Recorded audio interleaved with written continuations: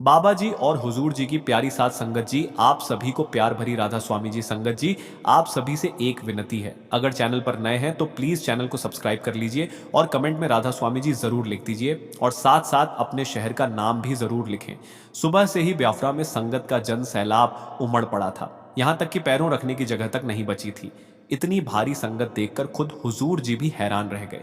आज हुजूर जी ने संगत को खुली कार से दर्शन दिए और संगत के सवाल जवाब भी बड़े प्रेम से किए। सुबह 5:45 बजे हुजूर जी स्टेज पर आए और सबसे पहले संगत पर पूरी दृष्टि डाली। भंडाल में आज बाबा जी की गद्दी खाली थी, इसलिए कुछ संगत जो लंबे समय बाद दर्शन करने आए थे उन्हें थोड़ी उदासी भी महसूस हुई। फिर हुजूर जी ने सभी ओर ध्यान से दृष्टि डालकर आशीर्वाद दिया और सीधे बैठ गए। इसके बाद पाठी साहब ने आधा घंटे तक सत्संग किया और संगत को खुली कार से दर्शन के साथ प्रसाद भी दिया। आज प्यारा में यूपी, एमपी, राजस्थान और महाराष्ट्र से बड़ी संख्या में संगत आई हुई थी। संगत इतने उत्साहित और भावपूर्ण दिखाई दे रहे थे कि हर चेहरा श्रद्धा और भक्ति से जगमगा रहा था। यही मेरे चरणों में यह विनम्र प्रार्थना है कि संगत इसी तरह सत्संग में जुटे रहे। हाल ही में किसी संगत ने सवाल किया कि हुजूर जी, जब हम भजन सिमरन करते हैं तो अक्सर नींद बहुत जल्दी आ जाती है, हमें क्या करना चाहिए? हुजूर जी ने मुस्कुराते हुए कहा कि भजन सिमरन के दौरान नींद आना बिल्कुल सामान्य और स्वाभाविक है। उन्होंने बताया कि जब हम कमजोर पड़ जाते हैं और मन थक जाता है तो ऐसा होना एक तरह की स्टेज है। हुजूर जी ने समझाया कि जब हमारे मन में शक्ति कम पड़ती है तो भजन सिमरन करते समय ध्यान भटकना या नींद आना स्वाभाविक है। यह भी एक चरण है जिसे हमें पार करना होता है। फिर हुजूर जी ने आगे कहा कि सच्चे बादशाह हमेशा यही सिखाते हैं कि अपने रिश्तेदारों और अपने कर्तव्यों के लिए बलिदान देना पड़ता है और इसी प्रक्रिया में हमारी आत्मा और मन की शक्ति धीरे धीरे बढ़ती है। यह सिखावन हमें यह समझाती है कि भजन सिमरन केवल शब्दों का अभ्यास नहीं है, बल्कि मन और आत्मा की गहरी शक्ति को जागृत करने का मार्ग है। सच्चे बादशाह ने समझाया कि हम अपने रिश्तेदारों और अपने काम के लिए बलिदान देते हैं और वही सच्चा बलिदान है। उन्होंने कहा कि जिसने हमें सब कुछ दिया है, क्या हम उसके लिए बलिदान नहीं दे सकते? फिर किसी संगत ने सवाल किया, हुजूर जी, इंसान का वास्तविक अस्तित्व क्या है? उसे क्यों जन्म मिला है? हुजूर जी ने बड़े स्नेह से समझाया, बेटा, जिस उद्देश्य के लिए इंसान को जन्म मिला है वह है मालिक की प्राप्ति। हम नीचे की सामान्य जीव जंतुओं के बीच भी मोह रखते हैं। वे भी खाते पीते सुनते हैं, लेकिन हमें क्या उनसे अलग बनाता है? हमें मालिक ने विवेक की शक्ति दी है और यही शक्ति हमें मालिक की प्राप्ति करने योग्य बनाती है। इसलिए यह जन्म हमें केवल मालिक की प्राप्ति और अच्छे इंसान बनने के लिए मिला है। इसके बाद एक बहन ने सवाल किया, हुजूर जी, हमारे परिवार में सब कुछ है, किसी चीज की कोई कमी नहीं है। हजूर जी ने फिर प्यार और सरलता से समझाया कि भौतिक संपत्ति ही जीवन का लक्ष्य नहीं है, बल्कि मालिक की प्राप्ति और सच्चाई की खोज ही असली उद्देश्य है। संगत व्यास के माध्यम से यह संदेश हर संगत तक पहुंचता है कि जन्म का वास्तविक उद्देश्य केवल भौतिक सुख नहीं, बल्कि आध्यात्मिक उन्नति और मालिक की प्राप्ति है। थोड़ा निजी सवाल किया तो हजूर जी ने बड़े प्रेम से समझाया कि भले ही भजन सिमरन में कठिनाई आए, नींद आए या मन भटके, फिर भी भजन सिमरन करना जरूरी है। हजूर जी ने कहा, बेटा, जैसे अगर हम बीमार पड़ जाएं और हॉस्पिटल जाना पड़े, डॉक्टर हमें दवा दें और कहें कि तुम्हें ठीक होने के लिए दवा लेना जरूरी है, लेकिन हम कहें कि दवा नहीं लेंगे तो क्या हम ठीक हो पाएंगे? बिल्कुल नहीं। ठीक उसी तरह जब हम भजन सिमरन में कठिनाई महसूस करते हैं, तब भी हमें सत्संग और साधना की दवा यानी अनुशासन और ध्यान की प्रक्रिया अपनानी ही होगी। तभी हमारी आध्यात्मिक और मानसिक शक्ति सुधरती है और जीवन के सभी कठिनाइयों से पार पाया जा सकता है। हजूर जी ने आगे बताया कि हमारी जिंदगी में हर चुनौती भी उसी तरह है जैसे दवा हमें स्वस्थ करती है और भजन सिमरन हमें आत्मा की शक्ति देती है। हजूर जी ने समझाया कि जीवन में उतार चढ़ाव हमेशा आते रहते हैं, लेकिन इसके बावजूद हमें भजन सिमरन में कमी नहीं आने देनी चाहिए। हजूर जी ने कहा कि भजन सिमरन हमारी एक तरह की दवा है। जैसे हम जिस चीज पर बार बार ध्यान केंद्रित करेंगे, वही हमारे सामने बड़ी होकर खड़ी हो जाएगी। अगर हम समस्याओं के बारे में बार बार सोचते हैं तो वही समस्याएं बढ़ती चली जाएंगी। इसलिए हजूर जी ने कहा कि हमें हमेशा सकारात्मक रहना है और समाधान की ओर ध्यान देना है।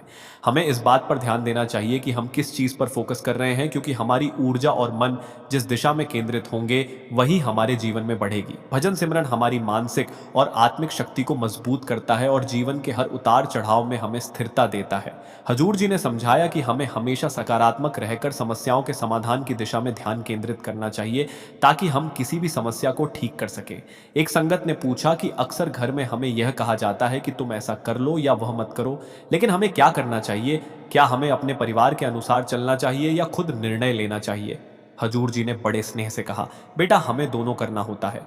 हमें परिवार की बातों का सम्मान करना चाहिए क्योंकि माँ बाप हमारी कमजोरियों और ताकत दोनों को जानते हैं। उनके अनुभव और मार्गदर्शन हमें सही दिशा दिखाते हैं, लेकिन हमें अपने विवेक से भी निर्णय लेने चाहिए। यही संतुलन हमें जीवन में स्थिरता और सफलता देता है। हजूर जी ने समझाया कि जीवन में अनुभव हर किसी के पास अलग अलग आते हैं। जैसे जैसे हम बड़े होते हैं, हमें अपने अनुभवों से समझ आती है और हम सही निर्णय लेने में सक्षम होते हैं। हजूर जी ने उदाहरण देते हुए कहा कि हमारे यार दोस्तों का एक अलग सर्कल होता है और जब हम उन्हें किसी काम में लगे देखते हैं तो हमारा मन भी उसी काम की ओर आकर्षित होता है। हर व्यक्ति की अपनी ताकत और कमजोरियां होती हैं और हमें किसी के साथ तुलना नहीं करनी चाहिए। हमें बड़े लोगों से सलाह लेकर आगे बढ़ने की कोशिश करनी चाहिए। फिर किसी संगत ने सवाल किया कि कभी कभी कोई हमें दुखी कर देता है, दिल तोड़ देता है और हम कुछ नहीं कहते, तो हमें उसका जवाब देना चाहिए या नहीं। हजूर जी ने बड़े स्नेह से कहा, बेटा हम दुखी क्यों हों?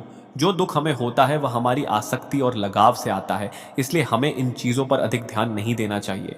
जब हम दूसरों की प्रतिक्रिया या नकारात्मकता पर ध्यान देना बंद कर देते हैं तो मन शांत रहता है और हम अपने जीवन में स्थिरता और शक्ति महसूस करते हैं। हजूर जी ने समझाया कि जब हम दूसरों से उम्मीद रखते हैं और वे हमारी उम्मीदों पर खरे नहीं उतरते तो हम दुखी हो जाते हैं।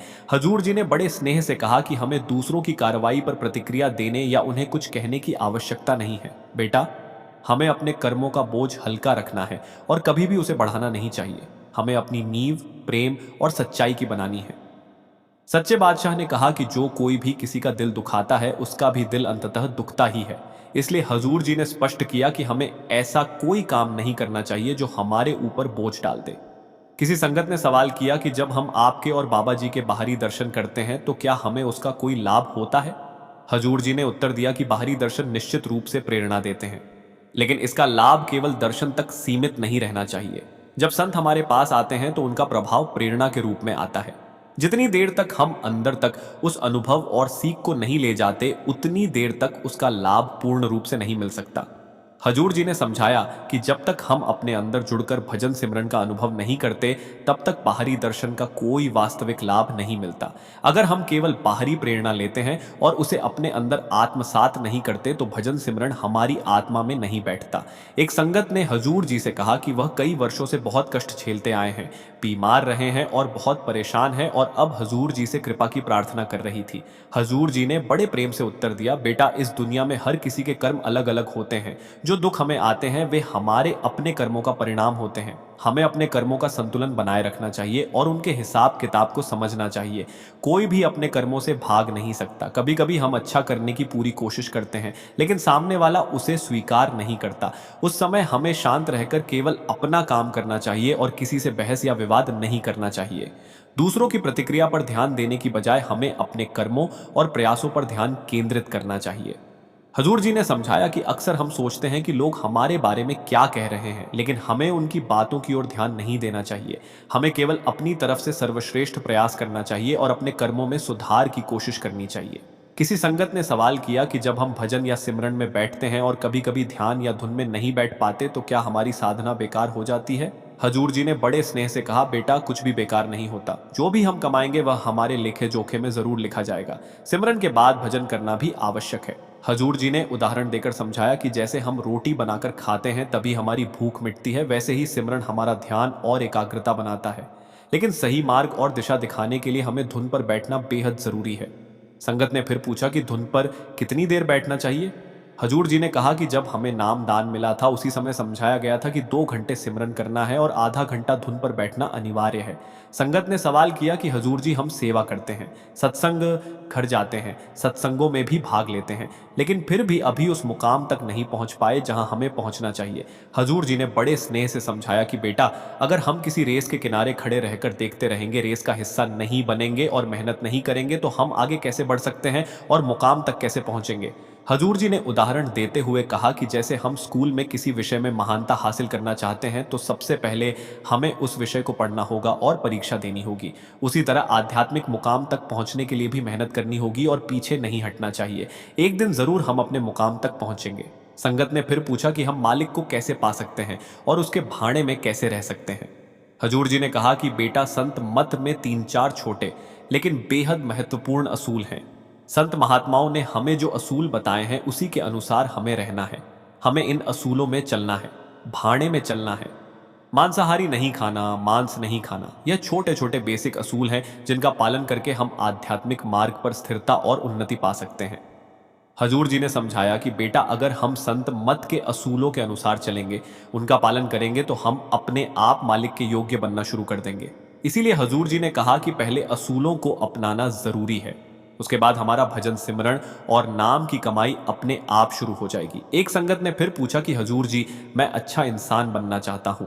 हजूर जी ने बड़े स्नेह से कहा, बेटा, हमारा मुख्य उद्देश्य यही होना चाहिए कि हम अच्छे इंसान बने। अगर हम अच्छे इंसान नहीं बनेंगे तो मालिक की भक्ति भी पूरी तरह नहीं हो सकती। हमें हमेशा दूसरों की मदद करने की आदत बनानी चाहिए और जरूरतमंद की सहायता करनी चाहिए।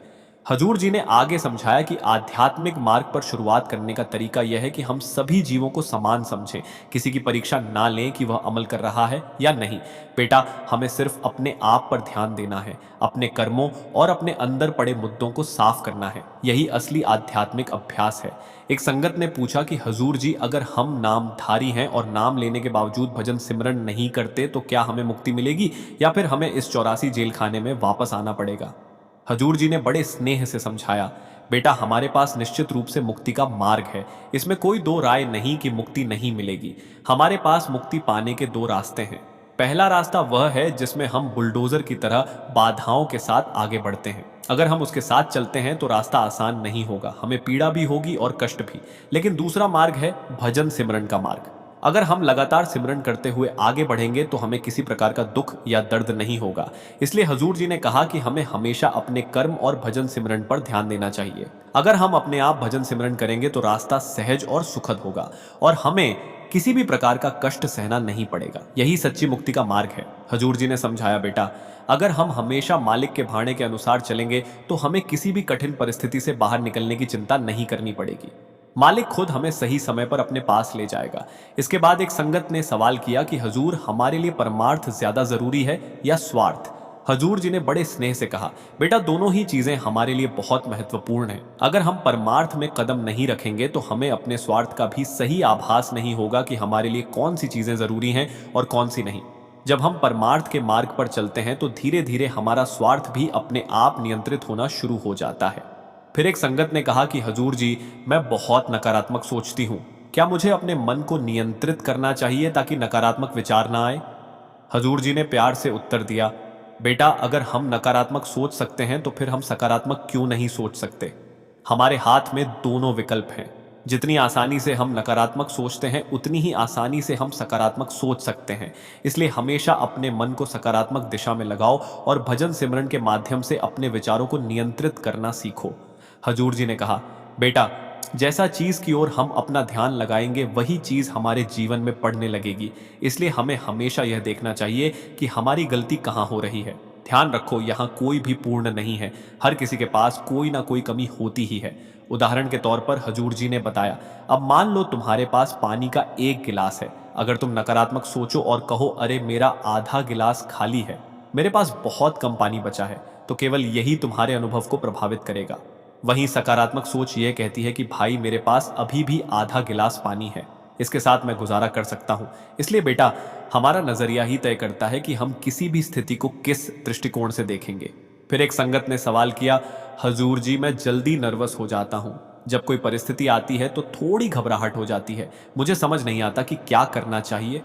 हजूर जी ने प्यार से कहा, बेटा, नर्वस होना सामान्य है, इसमें कोई बुराई नहीं। सबसे पहले तुम्हें अपने आप पर ध्यान देना है, अपने मन को नियंत्रित करना है और समझना है कि परिस्थितियां हमेशा स्थायी नहीं रहती। याद रखो, सकारात्मक दृष्टिकोण अपनाने से ही हम सही निर्णय ले सकते हैं और जीवन की चुनौतियों का सामना आसानी से कर सकते हैं। हजूर जी ने कहा, बेटा, जब हम सवाल जवाब करते हैं तब मुझे भी कभी कभी नर्वसनेस होती है। मुझे भी घबराहट महसूस होती है कि लोग क्या सवाल पूछेंगे और मुझे क्या जवाब देना पड़ेगा। जब हजूर ने यह बात कही तो पूरी संगत हंसी से खेल उठी। हजूर जी ने समझाया कि हमें हर काम सोच समझ करना चाहिए, घबराना नहीं चाहिए और हमेशा यह जानना चाहिए कि क्या सही है और क्या गलत। आराम से, सहज भाव से सोचो कि क्या करना है, तभी हम अपने जीवन में आगे बढ़ पाएंगे। घबराहट से कोई फायदा नहीं होता। एक संगत ने पूछा कि हजूर जी, मैं अपने माता पिता से गुस्सा भी करता हूँ, सोचता हूँ कि मैं उनके साथ अच्छा व्यवहार करूँ, फिर भी ऐसा नहीं हो पाता। मुझे क्या करना चाहिए? कृपया मार्गदर्शन दीजिए। हजूर जी ने प्यार से कहा, बेटा, वे हमारे माता पिता हैं और हम उनके बच्चे हैं। हमें हमेशा अपने माता पिता का सम्मान करना चाहिए। वे हमसे अधिक अनुभव रखते हैं, इसलिए हमें उनकी हर बात समझदारी से सुननी चाहिए और अपने कर्तव्यों के साथ व्यवहार करना चाहिए। हजूर जी ने समझाया, बेटा, हमें अपने माता पिता की बात जरूर सुननी चाहिए। सही निर्णय लेना हमारा कर्तव्य है कि किसी चीज को करना है या नहीं, लेकिन हमेशा ध्यान रहे कि उनकी बात सुनकर हमें गुस्सा नहीं करना चाहिए। अगर हम गुस्सा करेंगे तो माहौल खराब होगा, हमें भी परेशानी होगी और माता पिता को भी। इसलिए हमें पूरी समझ और धैर्य के साथ उनकी बात सुननी है और फिर यह तय करना है कि उसे अपनाना है या नहीं। इसके बाद कदम उठाना हमारा काम है।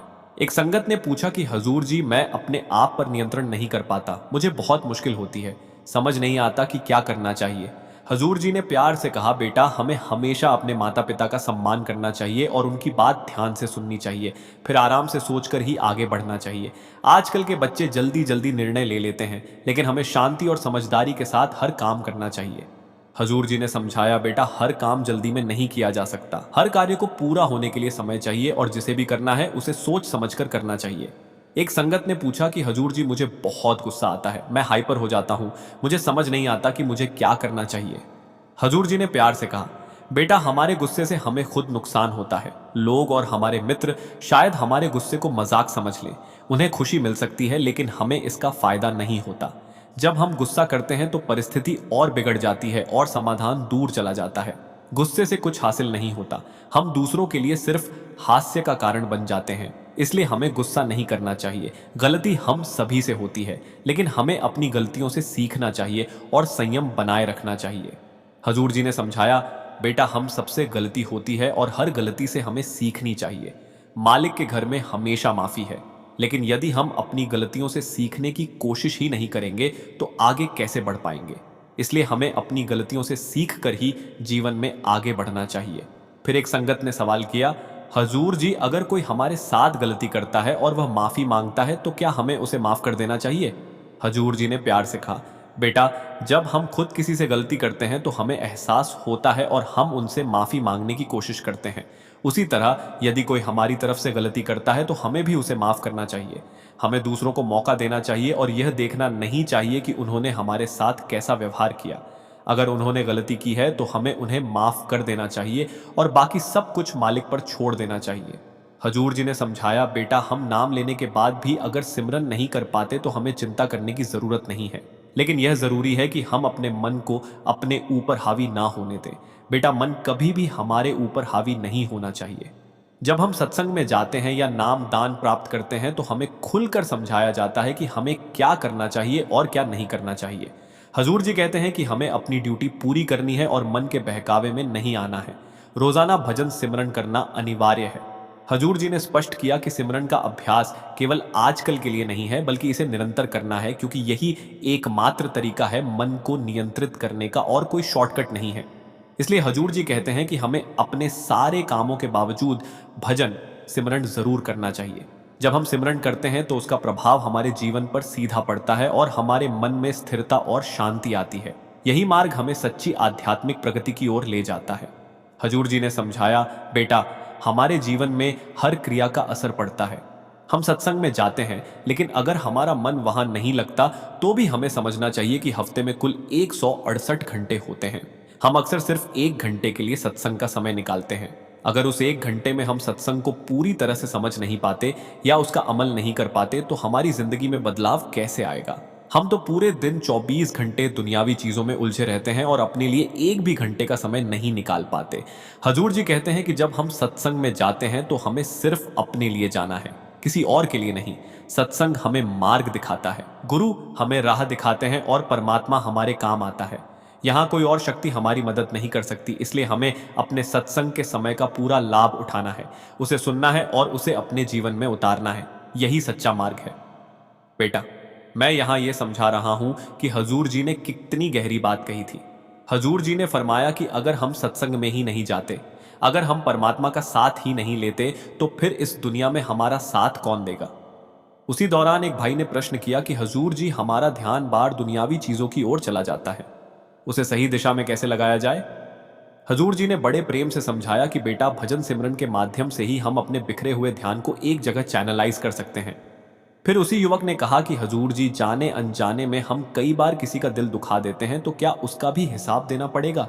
इस पर हजूर जी ने स्पष्ट शब्दों में कहा कि बेटा, हमें अपनी तरफ से कभी भी किसी का दिल नहीं दुखाना चाहिए, क्योंकि मालिक के रास्ते पर चलते हुए सबसे पहली जिम्मेदारी यही है कि हम किसी के लिए पीड़ा का कारण ना बने। हजूर जी ने आगे समझाया कि हमें अपनी ओर से ऐसा कोई कर्म नहीं करना चाहिए जिससे किसी का दिल आहत हो। लेकिन हजूर जी ने यह भी कहा कि अगर अज्ञानता में या अनजाने में कोई गलती हो जाए तो कर्म तो बन ही जाता है। उन्होंने एक बहुत गहरा उदाहरण देते हुए कहा कि अगर कोई व्यक्ति गलती से भी जहर खा ले और यह सोचे कि इसका असर नहीं होगा, तो क्या जहर अपना असर छोड़ना बंद कर देगा? जहर तो अपना प्रभाव करेगा ही। इसी तरह हजूर जी ने समझाया कि हमें अपनी गलतियों से बचने की पूरी कोशिश करनी है, हर कदम पर सतर्क रहना है और विशेष ध्यान रखना है कि किसी का दिल ना दुखे, और फिर भी कहीं चूक हो जाए तो हजूर जी ने यही सिखाया कि उस गलती से सीख लो, खुद को सुधारो और पूरी कोशिश करो कि वही गलती दोबारा ना दोहराई जाए। मैं आगे यह बात साझा कर रहा हूं कि हजूर जी ने कितनी सरल भाषा में हमें समझाया। हजूर जी ने कहा कि हमें अपनी गलती को दोबारा नहीं दोहराना चाहिए। तभी किसी ने प्रश्न किया कि हजूर जी, कई बार हमें यही समझ नहीं आता कि सही क्या है और गलत क्या है। हमें पता ही नहीं चलता कि हम जो कर रहे हैं वह ठीक है या नहीं। इस पर हजूर जी ने बहुत सहजता से कहा कि तुम्हारी बात बिल्कुल सही है। कई बार सच में हमें समझ नहीं आता कि किस स्थिति में क्या करना चाहिए और क्या नहीं करना चाहिए। लेकिन हजूर जी ने आगे समझाया कि बेटा, जब हम नियमित रूप से सत्संग में आते हैं, तब धीरे धीरे हमारे भीतर यह एहसास जागने लगता है कि कौन सी बातें सही हैं और कौन सी गलत। इसलिए हजूर जी ने कहा कि जब भी हम सत्संग में आते हैं तो हमें सीखने की भावना के साथ आना चाहिए। हजूर जी ने आगे कहा कि हमें यह समझने की कोशिश करनी चाहिए कि हमारे लिए क्या उचित है और क्या अनुचित। फिर हजूर जी ने संत मत के सिद्धांतों की ओर ध्यान दिलाते हुए कहा कि संत मत के कुछ स्पष्ट उसूल हैं और हमें पूरी ईमानदारी से उन उसूलों पर चलने का प्रयास करना चाहिए। हजूर जी ने समझाया कि जब हम संत मत के सिद्धांतों को अपने जीवन में अपनाने की कोशिश करते हैं तो हमारी जिंदगी अपने आप सरल होती चली जाती है। उसी दौरान एक बहन ने प्रश्न किया कि हजूर जी, भक्ति और स्वार्थ के बीच संतुलन कैसे बनाए रखें, कृपया हमारा मार्गदर्शन करें। इस पर हजूर जी ने कहा कि जब हम अपने काम में लगे होते हैं तब भी हमारे भीतर सिमरन करने की चाह बनी रहनी चाहिए, और जब हम सिमरन करते हैं तब भी हमें अपने कर्तव्यों से विमुख नहीं होना चाहिए। यही संतुलन जीवन को सही दिशा देता है। मैं यहाँ हजूर जी की वह बात अपने शब्दों में रख रहा हूँ जो दिल को छू जाती है। हजूर जी ने कहा कि हमारा मन काम करने में भी लगता है और यही स्वाभाविक है। हजूर जी ने समझाया कि हमें अपने पूरे दिन में से केवल लगभग 10% समय भजन सिमरन को देना चाहिए, जबकि बाकी 90% समय हमें अपनी दुनियावी जिम्मेदारियों को निभाने में लगाना होता है। हजूर जी ने यह भी स्पष्ट किया कि यह सोचना गलत है कि हम एक ही बार में 2.5 घंटे बैठकर सिमरन बना लेंगे, क्योंकि एक साथ इतने लंबे समय में भजन सिमरन नहीं बनता। हजूर जी ने कहा कि बेटा, जब हम धीरे धीरे और नियमित रूप से अभ्यास करना शुरू करते हैं तब अपने आप सिमरन बनना शुरू हो जाता है, और जैसे जैसे भजन सिमरन में रस आने लगता है वैसे वैसे भीतर से जुड़ाव भी गहराता चला जाता है। हजूर जी ने आगे समझाया कि इसी तरह धीरे धीरे दुनिया और भजन सिमरन के बीच एक सुंदर संतुलन बनना शुरू हो जाता है। हजूर जी ने कहा कि बेटा, हमारा काम है अपनी ड्यूटी पर पूरा ध्यान देना, बाकी जो भी आवश्यक है वह मालिक अपने आप करवा देता है।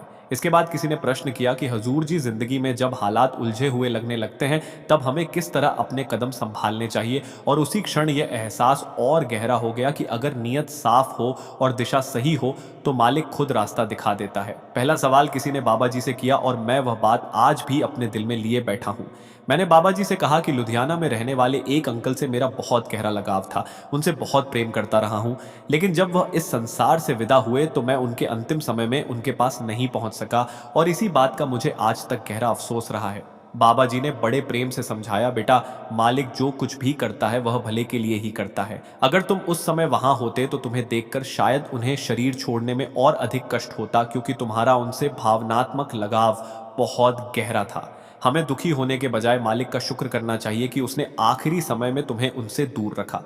दूसरे सवाल में एक भाई ने कहा कि उसे ऐसा महसूस हो रहा है कि वह बाबा जी से धीरे धीरे दूर होता जा रहा है और उसका मन उसे इधर उधर भटका रहा है।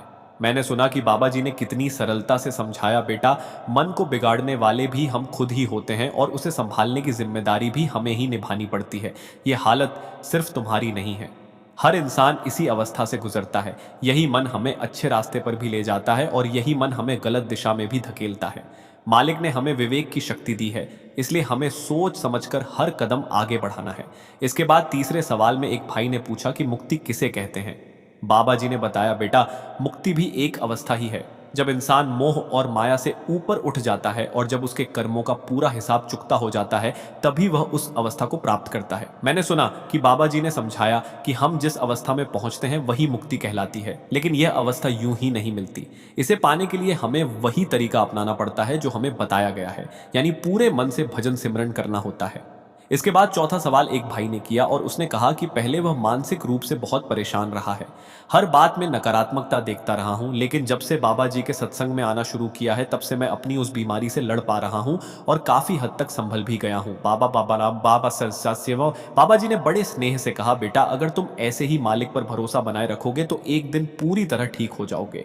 फिर पांचवा सवाल एक लड़के ने बाबा जी से किया, जिसे सुनकर संगत और भी ध्यान से सुनने लगी। एक पल ऐसा भी आया जब किसी ने कहा कि बाबा जी, हुजूर जी की स्माइल बहुत प्यारी है। यह सुनकर बाबा जी मुस्कुरा उठे और हंसते हुए बोले, क्यों, क्या मेरी स्माइल अच्छी नहीं है, या अब मैं बूढ़ा हो गया हूं इसलिए मेरी मुस्कान में पहले जैसी बात नहीं रही। इतना सुनते ही पूरी संगत में ढाके गूंज उठी। इसके बाद छठा सवाल एक भाई ने किया कि आजकल तो छोटे छोटे बच्चों को भी हार्ट अटैक आ रहा है। अभी कुछ दिन पहले खबर आई थी कि एक 10 साल की बच्ची की स्कूल में ही हार्ट अटैक से मृत्यु हो गई। ऐसा क्यों हो रहा है? बाबा जी ने शांति से समझाया, बेटा हमें मालिक के हुक्म में रहना चाहिए, क्योंकि उसके करने की परख हम अपनी समझ से नहीं कर सकते। इसके बाद सातवां सवाल एक लड़की ने बाबा जी से किया और पूरी संगत फिर से ध्यान में डूब गई। मैंने देखा कि वही बहन फिर से बाबा जी से बोली कि कोई ऐसी बात कह दीजिए जिससे मुझे जीवन की सही दिशा मिल सके। बाबा जी मुस्कुराते हुए बोले, बेटा सत्संग में इतना कुछ तो बोलता ही रहता हूं, क्या अब भी कोई कसर बाकी रह गई है? इतना सुनते ही संगत में ठहाके गूंज उठे। वो बहन फिर बोली, बाबा जी फिर भी कुछ तो मुझे विशेष रूप से कहिए। इस पर बाबा जी ने हंसते हुए कहा, अपने पति को काबू में रखना। संगत एक बार फिर हंसी से गूंज उठी। तभी वह बहन बोली, बाबा जी मुझ पर कृपा करना कि मैं एक अच्छी डॉक्टर बन सकूं और एक अच्छी सेवादार भी बन सकूं। बाबा जी ने तुरंत मुस्कुराकर कहा, मतलब अच्छी पत्नी नहीं बनना? यह सुनकर पूरी संगत में फिर से हंसी की लहर दौड़ गई। इसके बाद आठवां सवाल एक और बहन ने बाबा जी से किया। आठवें सवाल में उस बहन ने कहा कि वह हर काम में अपनी तरफ से 100% मेहनत देती रहती हूँ, किसी भी काम में कोई कमी नहीं छोड़ती, लेकिन काम का परिणाम क्या होगा यही सोचकर मन नकारात्मक हो जाता है और सकारात्मक सोचने की बजाय डर और चिंता घेर लेती है। बाबा जी ने बहुत शांति से समझाया, बेटा हमें परिणाम के बारे में सोचना ही नहीं है, हमारे हाथ में सिर्फ मेहनत करना है। उस काम का नतीजा क्या निकलेगा ये हमारे बस में नहीं है। हमें तो अपनी तरफ से पूरी ईमानदारी और लगन से काम करना है। आगे जो भी परिणाम आए उसे मालिक की मौत समझकर स्वीकार करना है। बाबा जी ने आगे कहा कि अगर नतीजा भी हमारे हाथ में होने लगे तो इस संसार में तो फिर सब कुछ बिखर जाएगा। इसके बाद नौवां सवाल एक लड़के ने किया और कहा कि कभी कभी उसके मम्मी पापा उसे सेवा पर जाने से रोक देते हैं। बाबा जी ने समझाया, बेटा माँ बाप कभी भी हमारा बुरा नहीं चाहते, हर चीज का एक सही समय होता है। अगर पढ़ाई के समय तुम सेवा पर जाने की जिद करोगे तो वे मना ही करेंगे, इसलिए माँ बाप की कदर करना सीखो और उनके कहे में रहना भी जरूरी है। इसके बाद 10वां सवाल एक महिला ने बाबा जी से किया और कहा कि घर में बहुत तनाव चल रहा है, जीवन पूरी तरह उथल पुथल हो गया है और मन को कहीं शांति नहीं मिल रही। मैंने सुना कि उस बहन ने बाबा जी से निवेदन किया कि उसका मार्गदर्शन किया जाए और बताया जाए कि उसे अब क्या करना चाहिए। बाबा जी ने बहुत शांति से समझाया, बेटा जीवन में जो यह उथल पुथल चल रही है वो हमारे ही कर्मों का परिणाम है। हमारे साथ जो कुछ भी घटता है वो हमारे बीते हुए कर्मों की ही देन होता है। आज अगर मन में तनाव है तो यह भी किसी पुराने कर्म का ही असर है। अगर हम कर्मों का हिसाब मुस्कुरा कर चुका दें तो जीवन अपने आप सरल हो जाता है। आगे बाबा जी ने एक कहावत भी सुनाई, आ बैल मुझे मार, और समझाया कि इंसान पर जो भी कष्ट आते हैं वे उसके स्वयं किए गए कर्मों से ही आते हैं। इसके बाद 11वां सवाल एक युवक ने बाबा जी से किया। उस युवक ने पूछा कि आज का इंसान बुरे कर्म करने से डरता ही नहीं, क्योंकि उसे यह एहसास नहीं रहता कि एक दिन उसे हर कर्म का हिसाब भी देना पड़ेगा। बाबा जी ने समझाया, बेटा आज इंसान गलत काम करते समय यही सोचता है कि उसे कोई देख नहीं रहा, लेकिन वह यह भूल जाता है कि मालिक की नजर हर पल हम पर रहती है और एक दिन हमारे हर बुरे काम का हिसाब मालिक हमसे जरूर लेगा। इसके बाद 12वां सवाल एक लड़के ने किया और कहा कि जब वह परीक्षा देने जाता हूं तो मन में यही सोचता रहता हूं कि बाबा जी सब संभाल लेंगे, लेकिन परीक्षा के समय घबरा जाता हूं और आपसे मदद मांगता रहता हूं। यह सुनकर बाबा जी हंस पड़े और बोले, बेटा इस मामले में मैं तुम्हारी कोई मदद नहीं कर सकता। जब पढ़ाई करने का समय होता है और हम पढ़ते ही नहीं हैं तो फिर केवल सहारे की उम्मीद करना समझदारी नहीं होती। बाबा जी हंसते हुए बोले कि जब मैं पढ़ाई नहीं करता था तो लोग मेरी माँ से कह देते थे कि इसे डंडे से ही पढ़ाया करो, और यह सुनते ही पूरी संगत ठहाकों में डूब गई।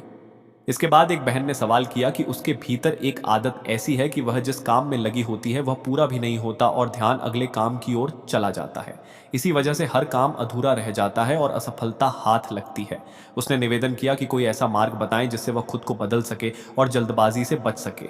बाबा जी ने समझाया, बेटा, अगर हम एक काम को पूरा किए बिना ही ध्यान हटाकर दूसरे काम में लग जाते हैं तो किसी भी काम में सफलता नहीं मिल सकती। आज हमारी सबसे बड़ी समस्या यही जल्दबाजी बन गई है। बाबा जी ने आगे कहा कि हमें यह बात अच्छी तरह समझ लेनी चाहिए कि जल्दबाजी में किए गए काम अक्सर बिगड़ ही जाते हैं। चाहे हम एक समय में केवल एक ही काम कर पाएं, लेकिन उस एक काम को पूरी मेहनत और लगन के साथ करना जरूरी है। इसके बाद एक भाई ने पूछा कि उसका सिमरन कभी कभी बहुत तेज चलने लगता है, तो क्या यह सही है? बाबा जी ने समझाया, बेटा, सिमरन ना बहुत तेज होना चाहिए और ना ही बहुत धीमा, क्योंकि दोनों ही हालात में ध्यान टिक नहीं पाता। जिस सहज लहजे में तुम मुझसे बात कर रहे हो उसी सहजता से सिमरन करना है। इससे तेज या इससे धीमा किया तो मन संभल नहीं पाएगा। फिर एक लड़के ने सवाल किया कि कभी कभी किसी दूसरे को बचाने के लिए झूठ बोलना पड़ जाता है, तो इस स्थिति में क्या करना चाहिए?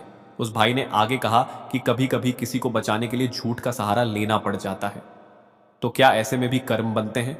क्योंकि नीयत तो मदद की ही होती है।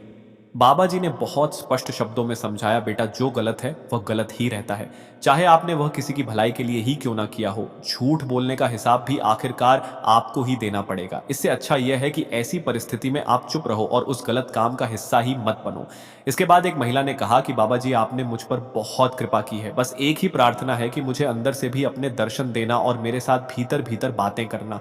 बाबा जी ने समझाया, बेटा, जब हम अपनी करनी में उस बात को उतार लेते हैं। बाबा जी ने आगे कहा कि जब हम अपनी करनी में सच्चाई और भक्ति को प्रकट कर देते हैं तो फिर हमें कुछ मांगने की आवश्यकता ही नहीं रहती। मालिक अपने आप हम पर बख्शीश करता है। अगर हम सिर्फ शब्दों में मांगते रहेंगे तो शब्द ही मिलेंगे। तभी एक बीबी जी भावुक होकर बोली कि कुछ दिन पहले उसका एक्सीडेंट हो गया था और उसे अस्पताल में भर्ती होना पड़ा। पहले वह नियमित सिमरन करती रही हूं, लेकिन अस्पताल में रहने के दौरान सिमरन छूट गया। तो क्या यह सब भी कर्मों का ही फल है? हुजूर जी ने बहुत शांत और प्रेम पूर्ण स्वर में उत्तर दिया कि बीबी जी, इस संसार में हमें जो भी सुख या दुख मिलता है उसका कारण हमारे अपने कर्म ही होते हैं। हुजूर जी ने बड़े प्रेम से समझाया कि इस जीवन में जो कुछ भी मिलता है, चाहे वह तकलीफ हो, बीमारी हो, कोई परेशानी हो या फिर खुशी, सब कुछ हमारे ही कर्मों के अनुसार आता है। इसलिए घबराने की कोई आवश्यकता नहीं है। जो होना था वह हो गया। एक्सीडेंट भी उसी क्रम का हिस्सा था। अब उस घटना को बार बार याद करके मन को भारी मत बनाइए। आप फिर से सिमरन की शुरुआत कर दीजिए, मालिक की दया अवश्य बरसेगी।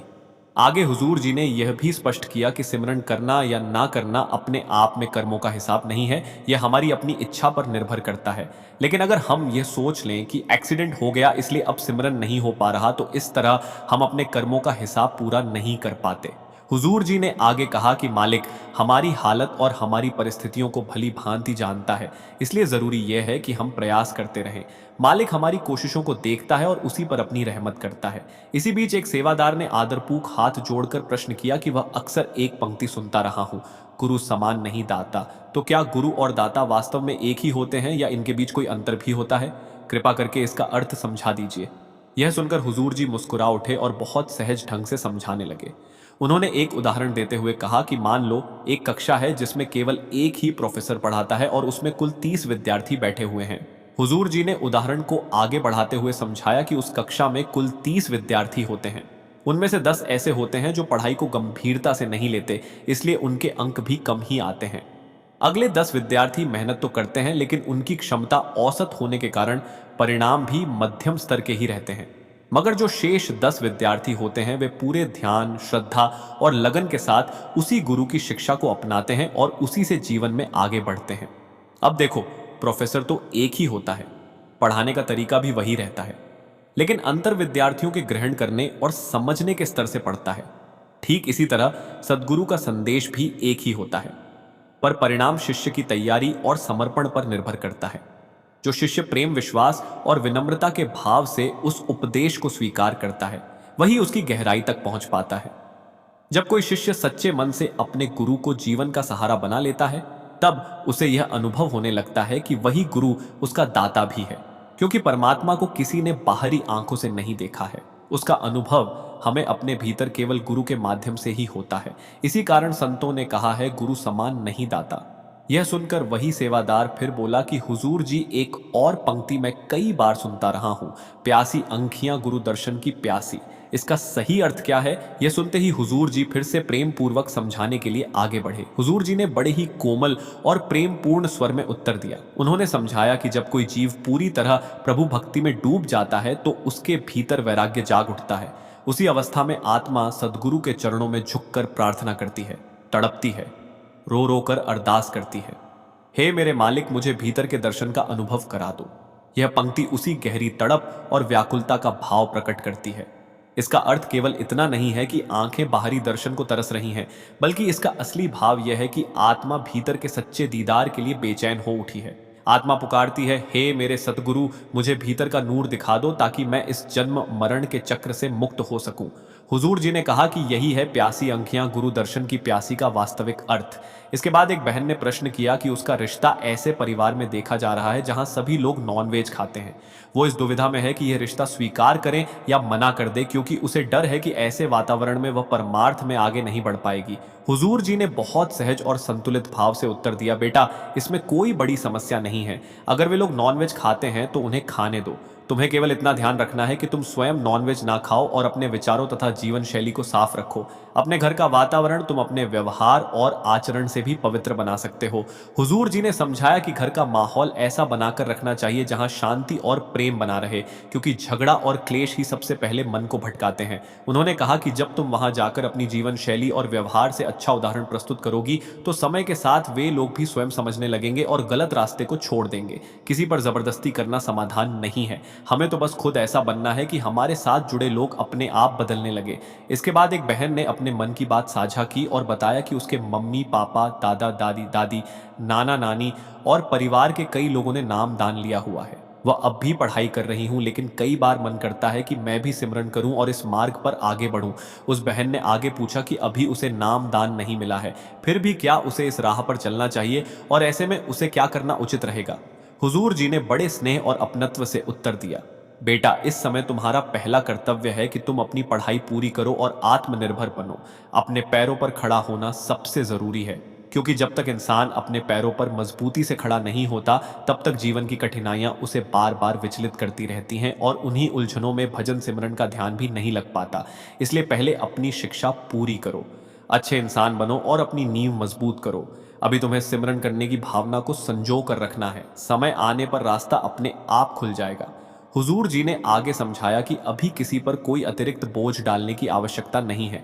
जब भी थोड़ा सा समय मिले तभी ध्यान या मेडिटेशन कर लिया करो, ताकि आगे चलकर मन को एकाग्र करने में कठिनाई ना आए। उन्होंने कहा कि इस समय तुम्हारा मुख्य ध्यान इंसानियत, विनम्रता और नेक दिल इंसान बनने पर होना चाहिए। मालिक की कृपा से जब सही वक्त आएगा तो बाकी सब कुछ अपने आप सहज रूप से होता चला जाएगा। इसके बाद एक भाई ने बड़े आदर और नम्रता के साथ अपनी बात रखी। उसने कहा कि हम में से कई लोग विदेशों में नौकरी करते हैं और जब आप या बाबा जी जर्मनी जैसे देशों में सवाल जवाब फरमाते हैं तो हमें उसका पूरा लाभ नहीं मिल पाता। कई बार कोई अस्पताल में होता है तो कभी काम की मजबूरी आड़े आ जाती है और ऐसे में दिल भीतर ही भीतर बहुत बेचैन हो जाता है। उस भाई ने भावुक होकर कहा कि मन बहुत चाहता है कि हम भी आपके प्रश्नोत्तर सुन सकें। अगर आपकी कृपा हो तो क्या यह संभव है कि डेरे की ओर से यह सवाल जवाब यूट्यूब पर डाइवली कम के यवाम सो असावश यूट्यूब पर डाले जाएं ताकि पूरी संगत तक यह संदेश पहुंच सके? हुजूर जी ने अत्यंत सादगी और अपनत्व के साथ उत्तर दिया, बेटा, फिलहाल बाबा जी के प्रश्नोत्तर यूट्यूब पर उपलब्ध हैं, लेकिन आने वाले समय में हम भी प्रयास करेंगे कि जो भी आगे सवाल जवाब हो वे संगत तक पहुंच सके। यह कोशिश जरूर की जाएगी कि संगत चाहे दुनिया के किसी भी कोने में हो, सबको इसका लाभ मिले। इसके बाद एक बहन ने मुस्कुराते हुए कहा, हुजूर जी, आज आप बहुत सुंदर लग रहे हैं और पूरे माहौल में प्रेम और अपनत्व की एक मधुर लहर सी फैल गई। उस भाई ने आगे बताया कि ऐसा महसूस होता है जैसे मैं किसी ऊंचे पहाड़ से नीचे गिर रहा हूं और यह समझ ही नहीं पाता कि जमीन कहां मिलेगी। उस क्षण मन में बहुत भय पैदा हो जाता है और उसी डर की वजह से मेरी आंखें खुल जाती हैं और मैं सिमरन छोड़ देता हूं। यह सब क्यों होता है? हुजूर जी ने बड़ी सहजता और शांति से समझाया, बेटा, क्या तुमने कभी सुना है कि कोई व्यक्ति भजन सिमरन करते हुए सच में खाई में गिर गया हो या उसके साथ कोई अनहोनी हो गई हो? यह सब मन के रचे हुए भ्रम होते हैं। मन हमें डराने और रास्ते से भटकाने के लिए तरह तरह की कल्पनाएं खड़ी कर देता है। हमें इनसे विचलित नहीं होना चाहिए। तुम्हें पूरे विश्वास और निडरता के साथ अभ्यास करते रहना है, क्योंकि असल में कोई खतरा नहीं होता। हमें बिना रुके पूरे भरोसे के साथ भजन सिमरन करते रहना है, क्योंकि यह सारे अनुभव मन और माया के खेल हैं। इनकी कोई वास्तविकता नहीं होती। इसके बाद एक भाई ने मन की पीड़ा रखते हुए कहा कि हुजूर जी, हम विदेशों में रहते हैं। यहाँ ना तो सत्संग जैसा वातावरण मिलता है और ना ही सेवा के वैसे अवसर मिल पाते हैं। दिल चाहता है कि हर पल सेवा और सत्संग में ही गुजरे, लेकिन परिस्थितियां हमें बांध लेती हैं। हुजूर जी ने बड़ी सादगी और गहराई से समझाया, बेटा, माहौल बाहर से नहीं मिलता, उसे इंसान खुद बनाता है। सेवा केवल किसी धार्मिक स्थान तक सीमित नहीं होती। अगर तुम अपने आसपास किसी बीमार, असहाय या जरूरतमंद की मदद कर रहा हूं तो वही सच्ची सेवा बन जाती है। हमें बिना रुके पूरे भरोसे के साथ भजन सिमरन करते रहना है, क्योंकि यह सारे अनुभव मन और माया के खेल हैं। इनकी कोई वास्तविकता नहीं होती। इसके बाद एक भाई ने मन की पीड़ा रखते हुए कहा कि हुजूर जी, हम विदेशों में रहते हैं। यहाँ ना तो सत्संग जैसा वातावरण मिलता है और ना ही सेवा के वैसे अवसर मिल पाते हैं। दिल चाहता है कि हर पल सेवा और सत्संग में ही गुजरे, लेकिन परिस्थितियां हमें बांध लेती हैं। हुजूर जी ने बड़ी सादगी और गहराई से समझाया, बेटा, माहौल बाहर से नहीं मिलता, उसे इंसान खुद बनाता है। सेवा केवल किसी धार्मिक स्थान तक सीमित नहीं होती। अगर तुम अपने आसपास किसी बीमार, असहाय या जरूरतमंद की मदद कर रहा हूं तो वही सच्ची सेवा बन जाती है। उन्होंने आगे प्रेम से समझाया कि यही सेवा का असली रूप है। सबसे बड़ी पूंजी तो तुम्हारे पास पहले से ही है, नाम, दान। बस हमें उसकी कद्र करनी है। जब तुम समय निकालकर नियमित रूप से भजन सिमरन करता हूं तो भीतर अपने आप ऐसा माहौल बन जाता है जो किसी सत्संग से कम नहीं होता।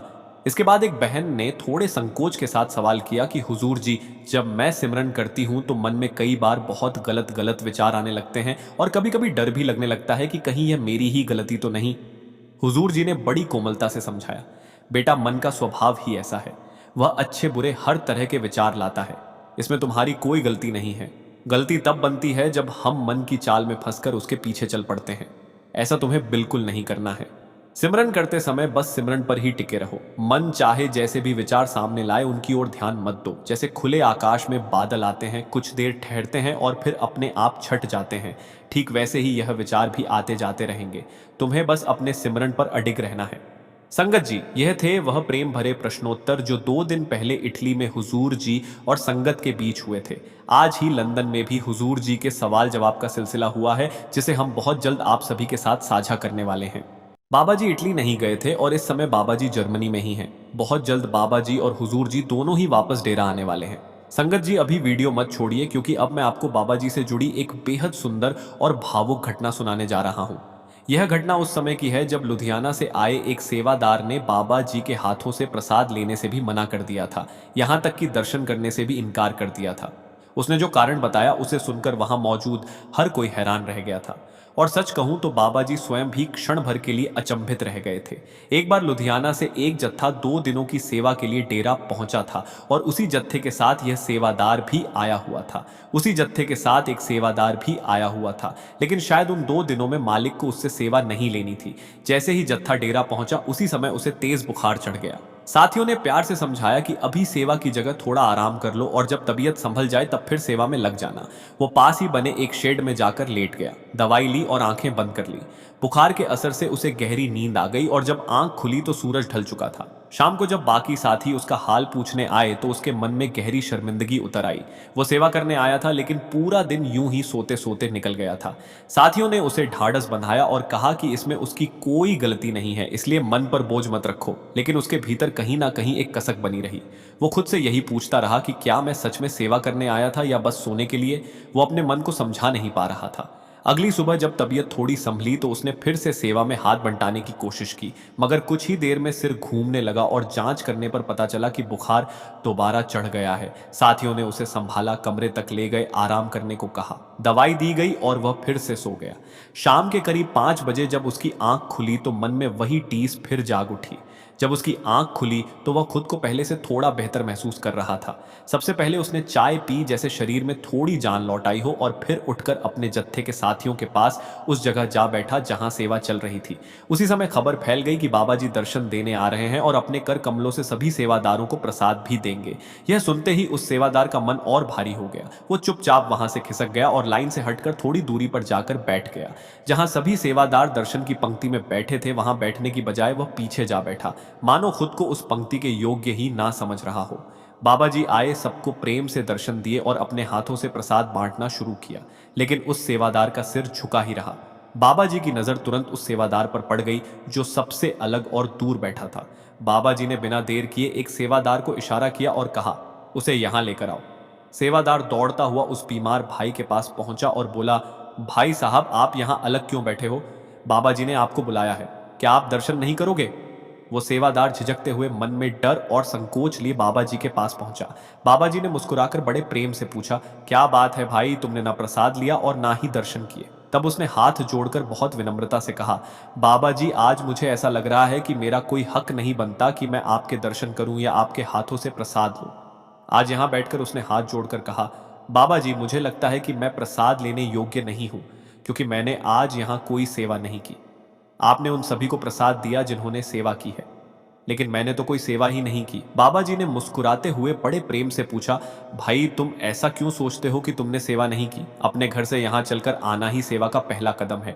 जब कोई सेवादार सेवा करने घर से बाहर निकलता है तो उसकी सेवा उसी पल शुरू हो जाती है। सेवा केवल हाथों से करने का नाम नहीं है, यहाँ आने का भाव ही सबसे बड़ी सेवा है। उस सेवादार ने फिर विनम्रता से कहा, बाबा जी, मैं सेवा करने आया था लेकिन आते ही बीमार पड़ गया। 2 दिन तो ज्यादातर सोता ही रहा।